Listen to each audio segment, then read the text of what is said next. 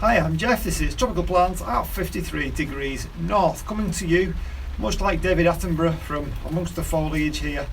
And for once I'm actually sitting down, and this is going to be my celebration of 1,000 subscribers, which I'm really pleased about, obviously.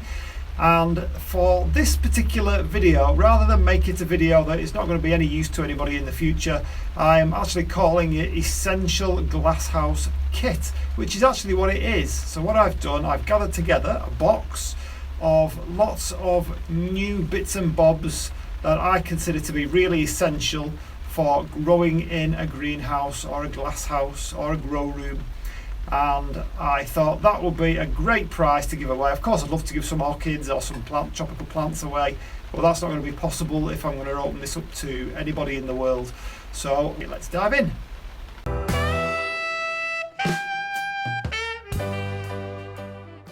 And we are in. So, box at the ready, and I'm going to go through all these things that's going to be given away, and it tots up to about £100 worth, which I know it's not a massive amount of money, but it's all I can afford. I've still not earned 1 cent, I have to say, off YouTube yet.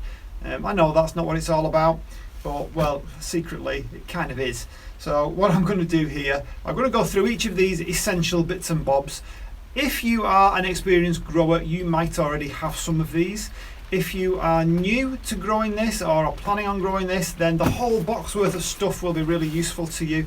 But you know, if you are experienced and you've got this stuff, then a new one or a backup might be useful to you. And of course, it costs you nothing to enter. So come along and celebrate with me. And at the end, I'll tell you how you can enter the competition, because it's not quite as straightforward as some that you might have entered before. There is a link which is in the description. See, I'm telling you now already. There is a link which is in the description. Which you simply click on that, and there are various ways to enter so that you can actually get more than one entry. So by doing various things, like for example, you might visit my Instagram account and follow me on Instagram, or you might visit my Facebook page and like my Facebook page, that kind of thing, and of course subscribe to the channel. Various things will get you different amounts of votes. So one of them, entries. One might get you 2 or 3 entries, one might get you 4, 5 entries, and so on. So you can increase your chances of winning £100 worth of growing kit. So I've not got everything here because some of the things haven't actually arrived yet, but I think of enough to show you, to give you an idea of what it's all about. So here we go. First thing, a watering receptacle.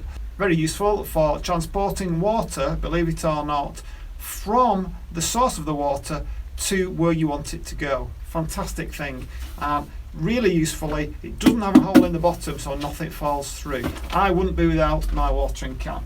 That's the first thing. A little bit tongue-in-cheek, obviously. We have here a moisture meter. I'll just reach across here.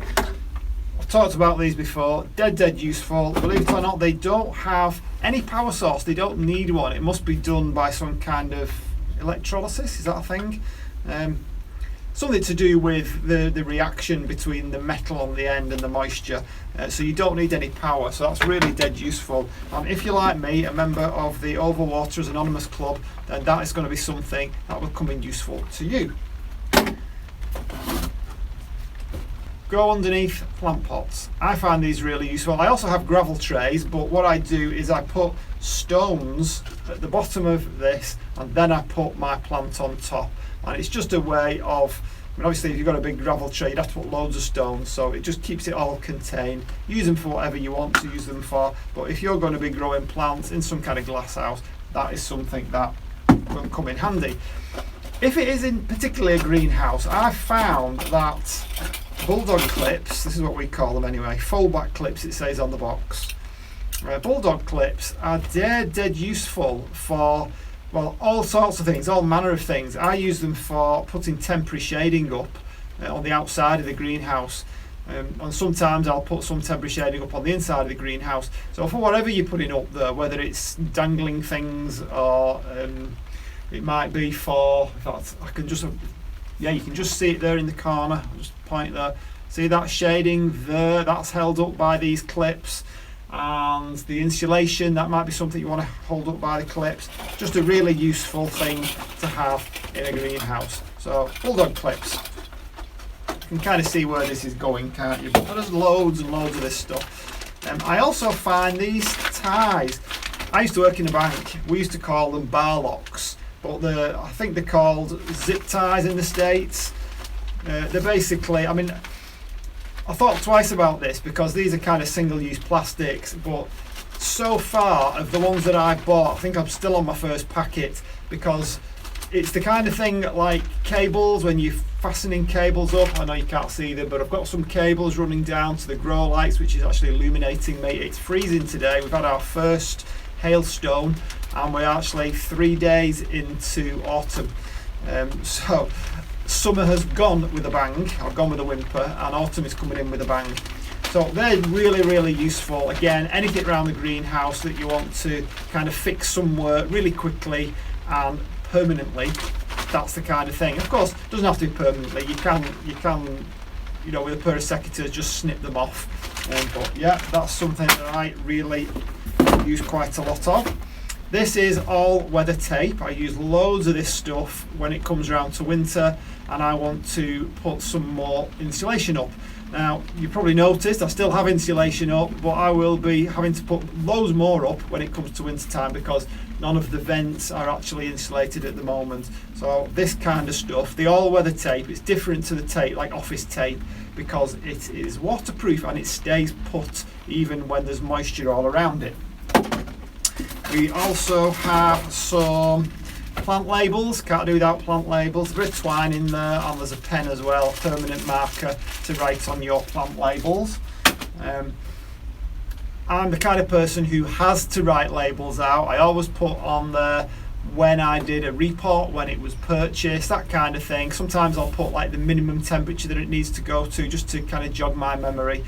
Definitely a good, useful habit to get into. We have a maximum minimum thermometer, a digital thermometer.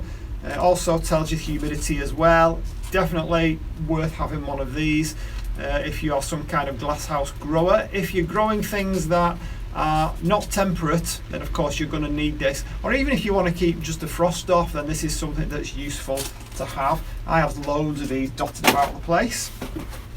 We have some Snips. Wouldn't be without my Precision Snips. I don't think this is the brand that I've got. I've got these green ones, but they're exactly the same thing.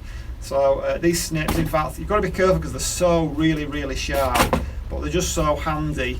You don't really want a pair of secateurs in a greenhouse for this kind of thing because it's a little bit more like a little bit more precision is needed when you're snipping things away. Secateurs are, it's like trying to take a let's think of a good metaphor, trying to take a hammer to drive in a little press stud, a drawing pin as we used to call them back in the day. Now what else have we got? So that's the Snips, useful. Orchid people, and you will be familiar with a pH meter and a TDS meter. Absolutely vital if you are to make sure that your watering solution is of the right consistency that you want it to be. And of course orchid people know that it's got to be between a certain pH, otherwise it doesn't take up those nutrients. It doesn't kill them, but it doesn't take up those nutrients. And orchid people also know that TDS meters are useful so that you can make sure your watering solution has got the right amount of dissolved solids in it, or you might not want any dissolved solids in it if you're doing a flush. So that's going to be useful for orchid people. These sticky fly traps, the yellow sticky fly traps, again if you're a greenhouse, glasshouse grower, then you cannot avoid getting pests in your greenhouse, and there aren't really many of the flying variety that are welcome, I have to say. In fact, the ones that are welcome, like the pollinators, you don't tend to get in here. I've never seen bees and butterflies in here, or very rarely anyway. It tends to be things like aphids that I don't particularly want. So, and whitefly as well, they're really good. In fact, they're actually called whitefly traps, but they'll catch anything that flies. I think I did release a wasp from one the other day. And finally in my box, I have, I don't know if you can see this, this is a mini smart socket. So On one of my previous videos I went through, I think it was the tech-in one. So it's basically a socket that you plug in, and you can plug something else in, so you can plug another gadget in there, and then you can control it with an app on your phone, which is really useful for things like fans and grow lights. All my grow lights are controlled via the app and one of these. I have some outside lights in the garden that are also controlled by one of these smart sockets, so they're really dead useful. The only danger is once you've got one, you'll want loads more, I promise you. So that is my little stack, my little hoard of presents and prizes for whoever wins this competition or this giveaway. So just to kind of reiterate what you need to do, you need to go to the link in the description and click on that, and you'll have various ways to enter. And by clicking on various buttons, you'll be able to increase your chances of winning. And of course, I will post this wherever in the world you happen to be. This is why I've not put anything living in here. I think the £100 amount is kind of commensurate with the 1,000 subscribers. We're not talking about 1 million subscribers here, or even 10,000 subscribers. It's just kind of about right for me kind of getting on my way with my YouTube channel. So I hope that was useful to people who are watching this after the giveaway has been drawn. And by the way, the software will choose the winner. I don't choose the winner. It's the software that I'm using to kind of run this giveaway competition that will choose the winner. So I'm going to run it for about a week, and then the software will choose the winner, and I will post it on my community post. I'll also post it in the next video that I do, which I'm not sure what that's going to be at the moment. So any ideas, stick those in the comments too. Always welcome. Whenever I say that, nobody ever gives me any ideas, but I keep trying anyway. So I hope you enjoyed that, and once again, thanks for everybody who's subscribed. I hope these videos are useful to you, and don't forget to enter the giveaway competition and help me celebrate this milestone. Okay, that's it for now, so I'll see you on the next one. Bye.